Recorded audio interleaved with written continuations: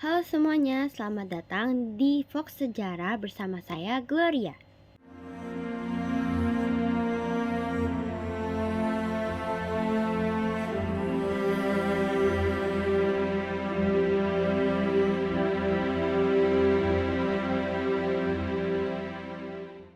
Pernahkah kalian membayangkan jalan raya yang kita lalui setiap hari menyimpan kisah gelap dan tragis di baliknya? Sebuah proyek ambisius yang menjanjikan kemajuan tapi dibayar mahal dengan penderitaan tak terhingga.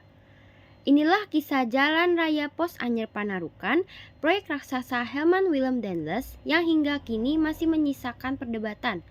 Apakah ambisi besar ini sebanding dengan tragedi yang ditimbulkan? Kami lebih dalam. Jalan Raya Anyer Panarukan, proyek megah sepanjang kurang lebih 1000 km, dirancang oleh Gubernur Jenderal Hindia Belanda Herman Willem Daendels pada tahun 1808. Tujuannya jelas, strategis, untuk mempercepat mobilisasi militer terhadap ancaman Inggris, sekaligus melancarkan jalur transportasi hasil bumi untuk ekspor demi keuntungan kolonial. Ambisi yang sangat logis dari sudut pandang penguasa. Namun, di balik ambisi itu, terkuaklah kisah yang memilukan. Sistem kerja paksa, atau yang kita kenal sebagai Herendes. Masyarakat pribumi dipaksa bekerja, seringkali tanpa upah atau dengan upah yang sangat minim. Dalam kondisi yang sangat tidak manusiawi, kelaparan, penyakit, dan kelelahan akut menjadi teman setia mereka. Korban jiwa berjatuhan diperkirakan mencapai puluhan ribu. Bayangkan, sebuah jalan dibangun di atas keringat, darah, dan nyawa. Tapi, tunggu dulu. Beberapa sumber termasuk penelitian dari sejarawan seperti Joko Marihandono dan Peter Carey menyatakan bahwa Daendels sebenarnya menganggarkan upah untuk para pekerja. Lantas, mengapa tragedi itu tetap terjadi? Jawabannya ada pada rantai birokrasi dan korupsi di tingkat lokal. Upah yang seharusnya sampai ke tangan pekerja banyak yang diselewengkan oleh para bupati dan penguasa pribumi setempat. Inilah titik krusial perdebatan. Apakah Daendels penuhnya bertanggung jawab atas tragedi ini, ataukah ada peran sistemik dan korupsi yang memperparah penderitaan? Ada pula perdebatan tentang seberapa sebanding ambisi dan tragedi ini. Satu sisi mengatakan manfaat strategis jalan ini tidak sebanding dengan penderitaan yang ditimbulkan.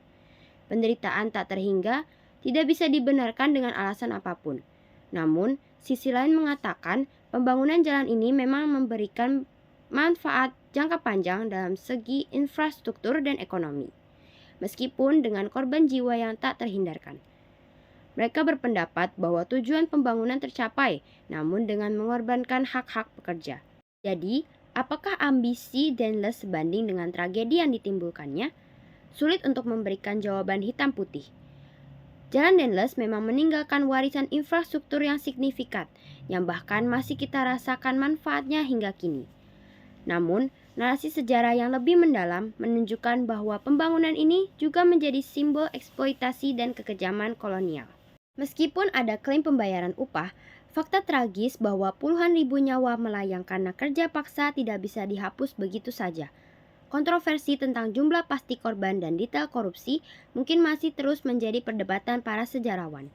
Tapi, satu hal yang jelas, pembangunan Jalan Daendels adalah pengingat pahit tentang bagaimana ambisi kekuasaan jika tidak diimbangi dengan nilai-nilai kemanusiaan, bisa menciptakan tragedi yang tak termaafkan.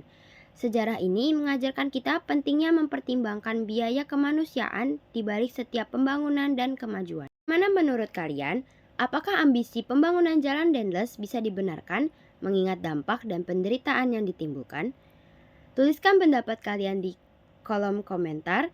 Jangan lupa like, share, dan subscribe. Dan sampai jumpa di konten sejarah menarik berikutnya.